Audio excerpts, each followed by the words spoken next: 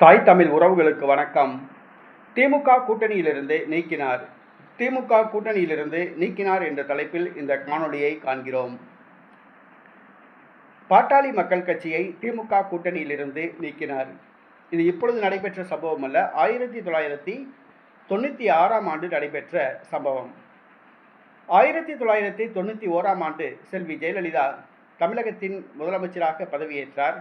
5 ஆண்டு காலம் கொடுங்கோல் ஆட்சி நடத்தினார். அந்த கொடுங்கோல் ஆட்சியை விரட்டி அடிப்பதற்காக திமுக தலைமையில் ஒரு மெகா கூட்டணி உருவானது. திமுக கட்சியிலிருந்து மதிமுக உருவாகி மதிமுக, மார்க்சிஸ்ட் கம்யூனிஸ்ட் கட்சிகள் இணைந்து ஒரு கூட்டணியை உருவாக்கியது.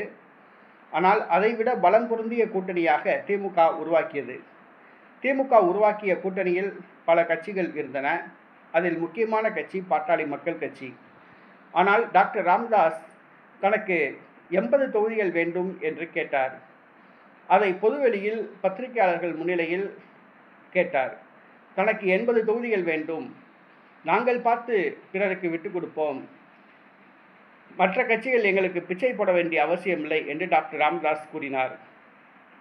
நாங்கள் பார்த்து மற்றவர்களுக்கு விட்டுக் கொடுப்போமே ஒழிய எங்களுக்கு யாரும் விட்டுத்தர வேண்டிய அவசியம் கிடையாது என்று கூறி தனக்கு குறைந்தது 50 தொகுதிகள் வேண்டும் என்று பத்திரிகையாளர்கள் முன்னிலையில் தெரிவித்து வந்தார்.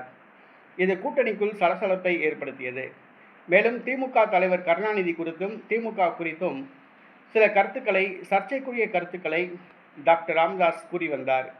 இதனால் பொறுத்து பார்த்த திமுக தலைவர் கருணாநிதி தனது சகிப்புத்தன்மையை இழந்தார். பாட்டாளி மக்கள் கட்சியை கூட்டணியிலிருந்து நீக்கினார். நண்பர்களாக பிரிகிறோம் என்று கூறினார். 1996ஆம் ஆண்டு திமுக கூட்டணியிலிருந்து பாமக நீக்கப்பட்டது. பாமக தனித்து போட்டியிட்டது. திமுக ஆட்சியை பிடித்தது. பாமக 4 தொகுதிகளில் வெற்றி பெற்றது. செல்வி ஜெயலலிதாவிடம் பெட்டி வாங்கி கொண்டே டாக்டர் ராமதாஸ் தனித்து நின்றதாக அப்போது பேசப்பட்டது. 1996ஆம் ஆண்டு திமுக கூட்டணியிலிருந்து பாட்டாளி மக்கள் கட்சி நீக்கப்பட்டது.